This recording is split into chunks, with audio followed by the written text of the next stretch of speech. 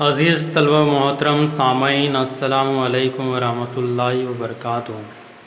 عزیز طلبہ، پچھلے لیکچر میں ہم لوگوں نے جو ہے ناول کسے کہتے ہیں، ناول کے اجزائے ترکیبی کیا ہے، ہماری درس کتاب کا دوسرا سبق سپاہی اور بٹمار، اس کا پیش درس مصنف شمس الرحمن فاروقی کا تعارف یا ان کی جان پہچان کی تھی۔ دوسرے سبق سپاہی اور بٹمار کے ابتدائی 3 عبارتوں کا ہم نے جو ہے مطالعہ کیا تھا۔ اب اس لیکچر میں جو ہے اگلے عبارتوں کا مطالعہ کرنے جا رہے ہیں۔ اب سلطان سکندر کا یہ 21واں سن جلوس تھا۔ سن جلوس معنی تخت نشینی، سن سال۔ یہ جو ہے سلطان سکندر لودھی کا 21واں تخت نشینی کا سال تھا۔ میری بیٹی مراد گل محمد کی بیٹی 12 برس کی ہو کر 13ویں میں لگی تھی۔ یعنی اس ناول کا جو مرکزی کردار ہے جو کہ ایک سپاہی ہے، اس کی بیٹی جو ہے مکمل جو ہے 12 سال کی ہو چکی تھی اور 13واں سال اسے لگا تھا۔ تو اسی اثنا میں اس کے گھر سے خبر آئی کہ اس کی سگائی منگنی اور پھر بیاہ آئندہ برساتوں سے پہلے ہو جائے تو خوب ہو، تو اچھا ہو۔ بیاہ جو ہے ویواہ ہندی لفظ کی تقریب ہے، یا ہندی لفظ ویواہ کی بگڑی ہوئی صورت ہے۔ مجھے بلایا گیا تھا کہ جا کر سب معاملات طے کر دوں، تو اسی غرض سے کہ بیٹی کی سگائی اور پھر جو ہے آئندہ برساتوں سے پہلے جو ہے اس کی شادی وغیرہ کا انتظام کرنے کے لیے مجھے یہ تمام معاملات طے کرنے کے لیے بلایا گیا تھا۔ ہرچند کے خداوند عالم سلطان سکندر نے شرع شریف کی پابندی پر بہت کچھ زور دیا تھا۔ خداوند عالم، خداوند بادشاہ، عالم دنیا کے بادشاہ سلطان سکندر نے شرع شریف یعنی شریعت کی پابندی پر بہت کچھ زور دیا تھا، لیکن ہم ان اطراف کے گنوار مسلمانوں میں جاہل مسلمانوں میں ان پڑھ مسلمانوں میں ہندوؤں کی بوباس ابھی بہت کچھ باقی تھی۔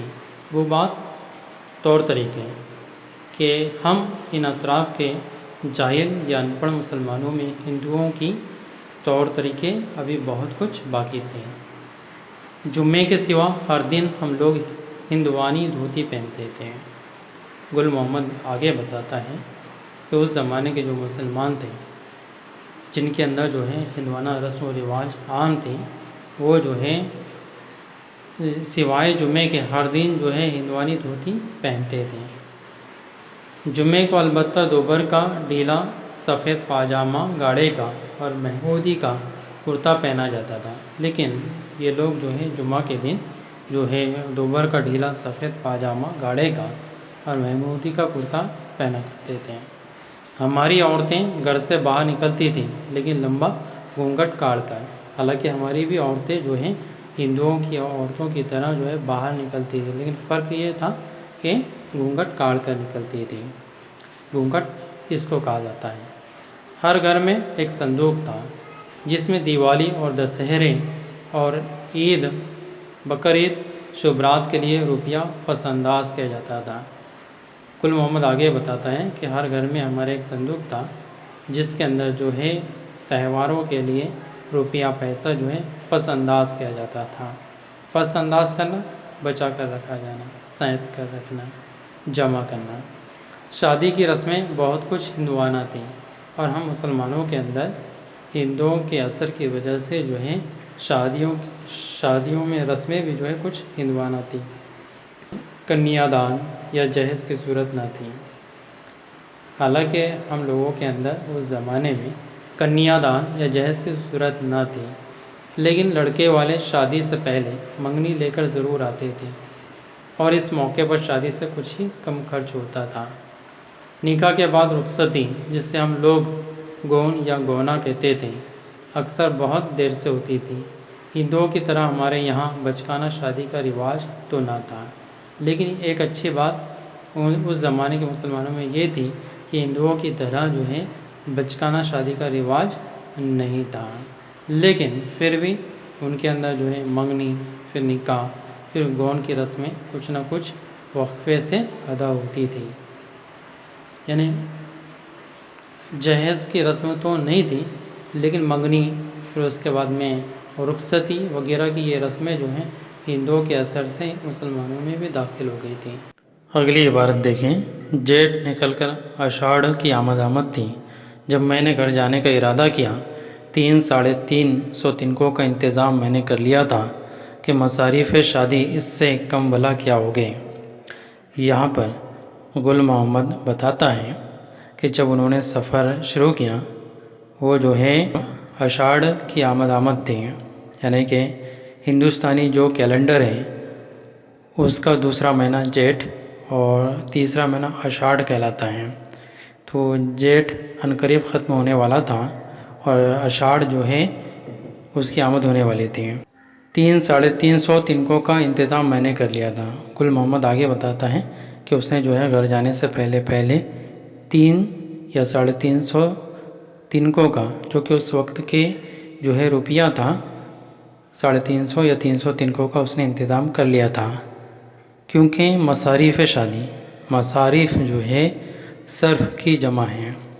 مصارف معنی اخراجات. مصاریف شادی اس سے کم بھلا کیا ہو گئے.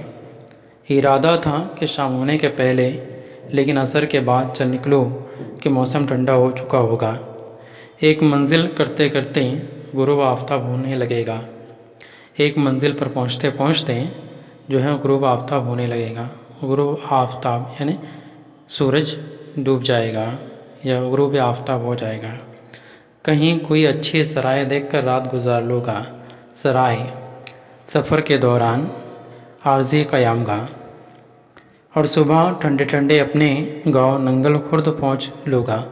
زیادہ سفر بہت تھوڑا رکھا. زیادہ سفر سامان سفر.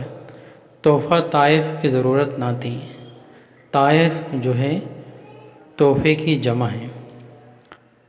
کہ سارا سامان شادی اور دیگر رسوم شادی کے لحاظ سے گھر کی اوراد ہی کو خرید کرنا تھا. اوراد جو ہے عورت کی جمع ہے.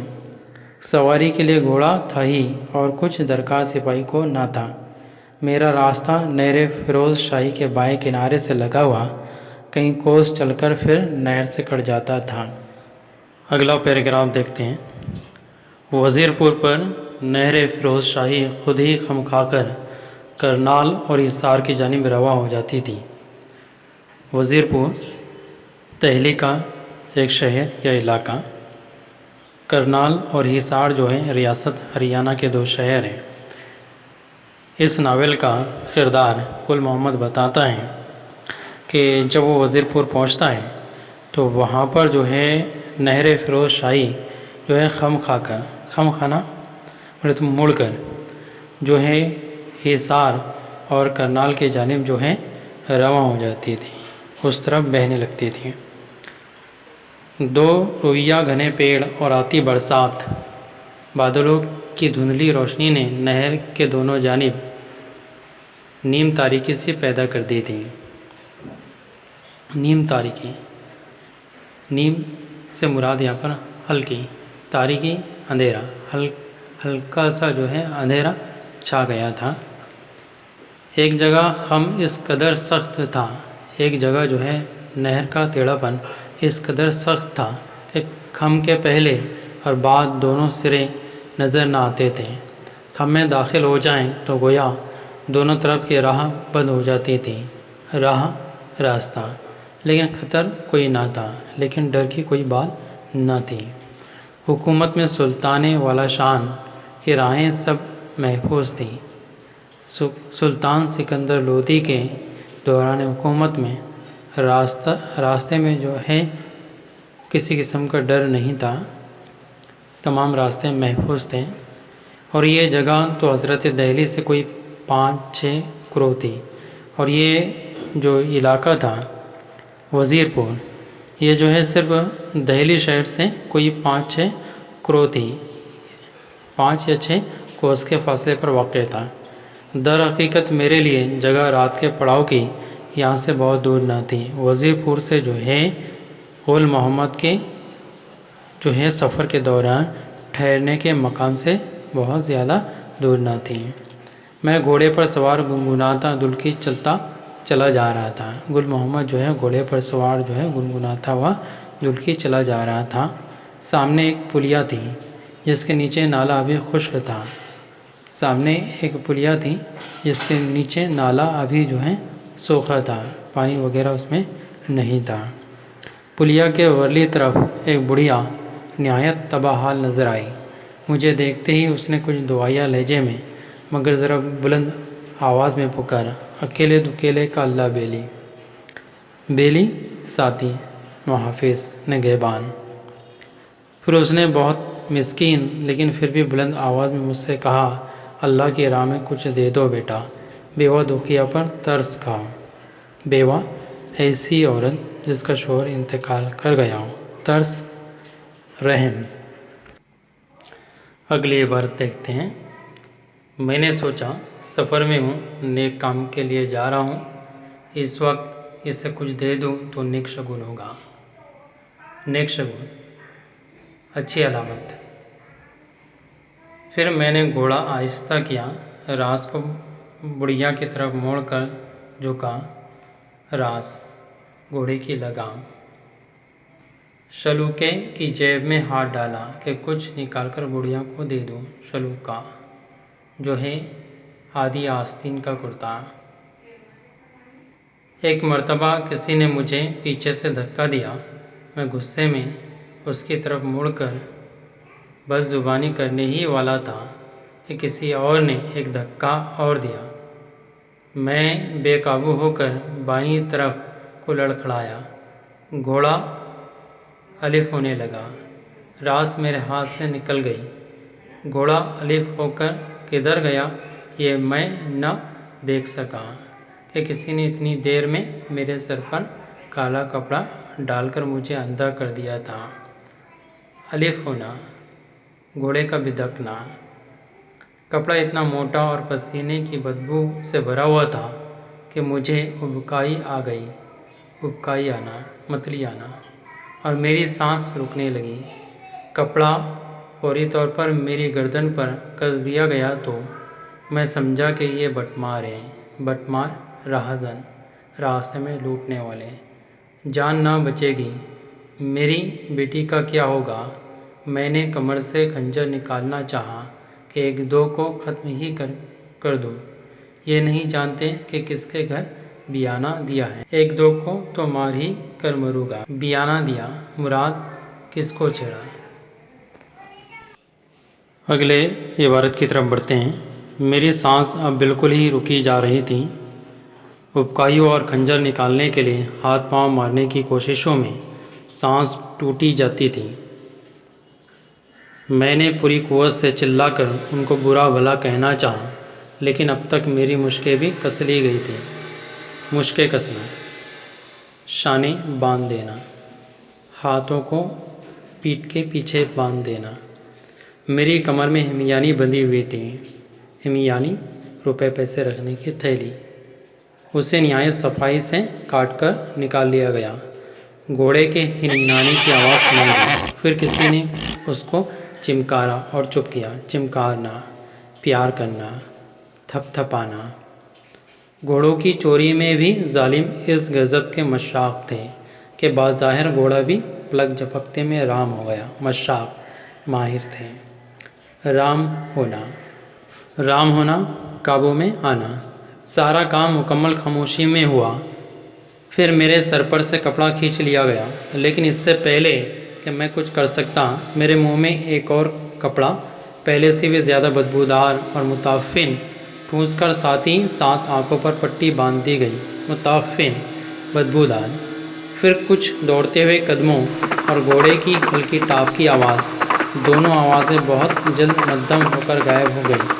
کسی کے سانس لینے کی بھی آواز نہ سنائی دیتی تھی۔ بات کرنے یا کھانسنے، کھنکارنے یا ہنسنے کی تو بات ہی کیا تھی۔ میں یہ تو سمجھ ہی گیا کہ یہ پرلے درجے کے مشاق بٹمار ہیں، پرلے درجے کے، اول درجے کے۔ اور وہ بڑھیا ان سے ملی ہوئی تھی، لیکن یہ بھی تھا کہ وہ مجھے جان سے مارنا نہ چاہتے تھے۔ ان کا منشا محض یہ تھا کہ مجھے بے دست و پا کر کے چھوڑ دیں۔ منشا ارادہ، بے دست و پا، مجبور، اور اتنی دور نکل جائیں کہ میں ان کا تعاقب نہ کر سکوں اور نہ کسی کو آگاہ ان کے بارے میں کر سکوں۔ بے دست و پا کرنا، اپاہج کر دینا، مجبور کر دینا، بے بس کر دینا۔ عزیز طلبہ، آپ اپنی بیاضوں میں درج ذیل مشق سرگرمیاں مکمل کریں گے۔